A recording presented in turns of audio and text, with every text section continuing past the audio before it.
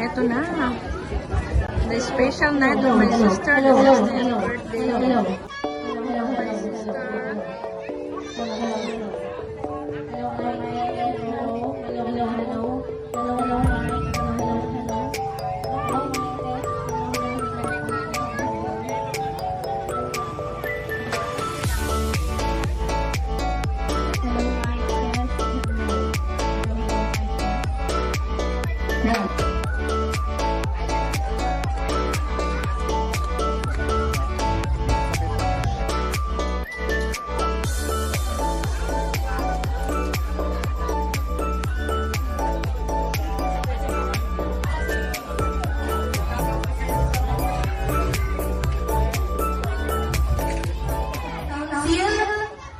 Mga choir, dito lang po kayo sa loob, inaanyayahan po kayo dito sa loob.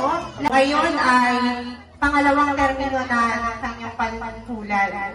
So, dumating itong edad niyang ito na talagang very fruitful para sa ating lahat. Kasi naglilingkod siya sa ating barangay nang makarating siya sa age of 60. Ay kagawad ng Purok 5, ang ating singer, ang ating crew. Let's welcome and let's give a round of applause to our birthday celebrant, no other than Kagawad Mirna Pa. Kasama po niya ngayon ang kanyang poging husband. Marami pang birthday sa buhay mo nang makasama ka namin. Happy birthday. Kagawad at kumare, happy birthday po sa iyo.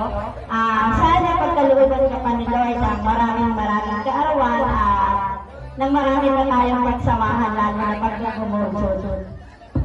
Sa maikling panahon na magkasama pa lang kami ay para ko na siyang nanay. Kaya maraming salamat po at happy birthday.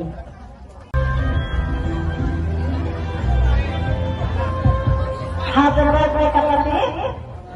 Masayang-masaya kami ngayon dahil sa nasaksihan namin ang iyong birthday. Hangad ko lang namin magkakapatid na mahabang ang iyong malusukan, mahabang birthday pa at maraming magkakaisa sa pamilya at bigyan ka na ng kalusugan lagi para makapagpatuloy at maglulito dito sa iyong barangay. Happy birthday, kapatid!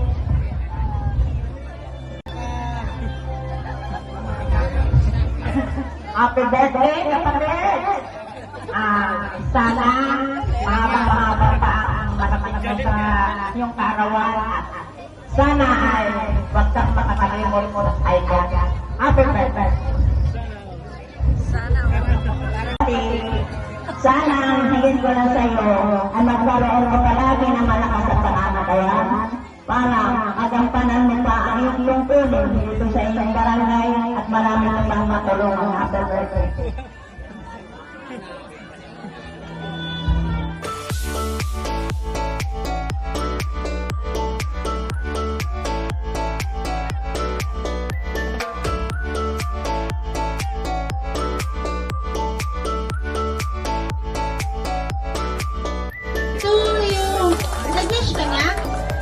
Say happy birthday